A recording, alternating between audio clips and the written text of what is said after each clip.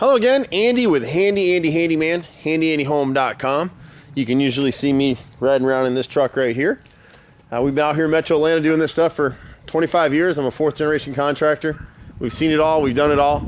Today we're out in the Crabapple, Roswell area looking at a home for a local real estate agent. This is actually her personal home. And so everyone's come out and told her she needs to replace all of her siding, which she doesn't need to do. She can spot repair and she'll be fine.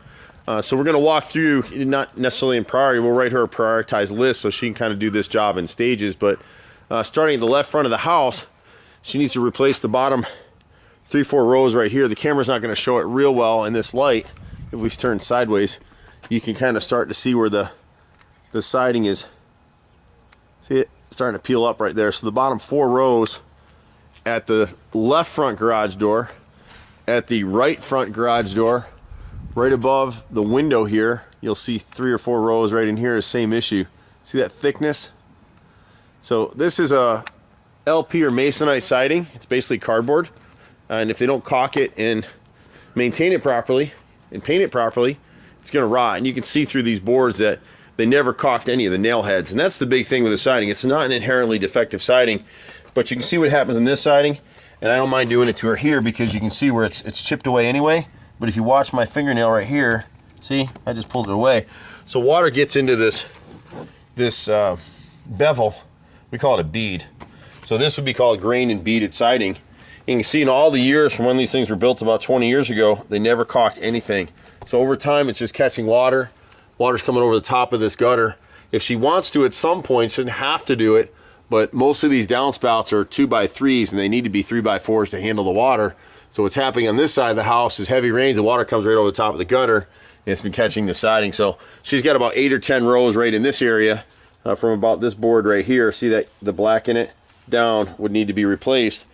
And we'll come back with James Hardy plank siding. We only use Hardy plank. We don't use Nietzsche siding. It's another aggregate siding. Everyone's calling it Hardy plank, but it's not. It doesn't hold up as well, so we don't like it. And that's what's here is Nietzsche. Has a slightly different grain pattern. Won't really be able to tell. On the right side, really need to replace all of it. There's a few rows up around the gable that are still good. It's just not worth it. So from this row right here all the way up to the top, all of it will need to be replaced. And she can do that last. The chimney on this house is in the worst shape, and it gives her a chance to sample our work if she does it in stages. And then if she ends up doing the whole package, we'll honor the package price. Otherwise, it'll be line item. So you can see that the previous sellers did some of the siding, what was the worst in this area right here. And then, you know, over time, now she's been here 2 or 3 years, I think 3 years she said, and so some more of the siding has rotted.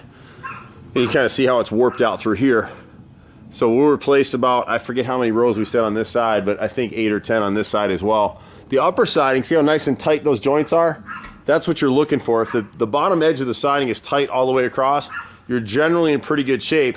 The difference with the beaded siding is what we can't tell until we get up on ladders to get on top of it is that beveled edge that I showed you on the other side where I put my finger and just popped it off. It looks decent from the ground, but it may not be when you get up there. And then again, you can see this is masonite. You can see the cardboard right here. See this? And that's from when she had a new window installed and they chipped the siding. You can see they just put a new nail in there to hold it. See the thickness right here as well? That lets you know that the siding is rotted in that area. And we have little Andrew out here doing bids with me today, so he opened that gate for me in advance. And actually you can start to see this. So this is Nietzsche siding right here. And the problem I have with Nietzsche siding is they've installed it so close to the ground right here that I don't know if you can see it really well, but see that darkness in the edge? That siding is actually starting to delaminate. So one thing we've seen with Nietzsche siding is if you have it in areas where it's maybe on the edge of a roof or it's getting some water splashed against the bottom edge, it's going to delaminate over time. We've never had that issue with Hardy plank ever. And we do a ton of this kind of work. We see at least 10 to 20 home inspections a week here, and it's craziness.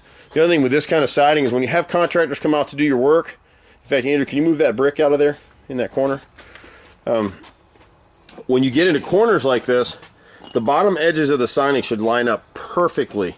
So as you drop down this wall, see the difference? See how this siding drops below the siding on the chimney? They should line up perfectly.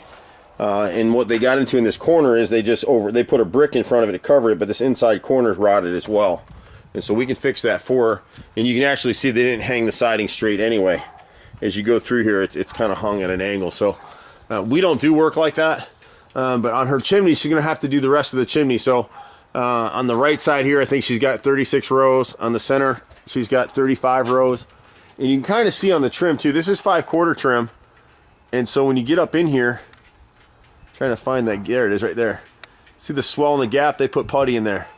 So we need to spot repair that. So what we'll do is we'll run new 5/4 board from that joint all the way up to the chimney. That way there's just one angled cut joint in there. And we back prime all of our wood. So she's got the same issue on this one. It's rotted out the bottom because they never painted it.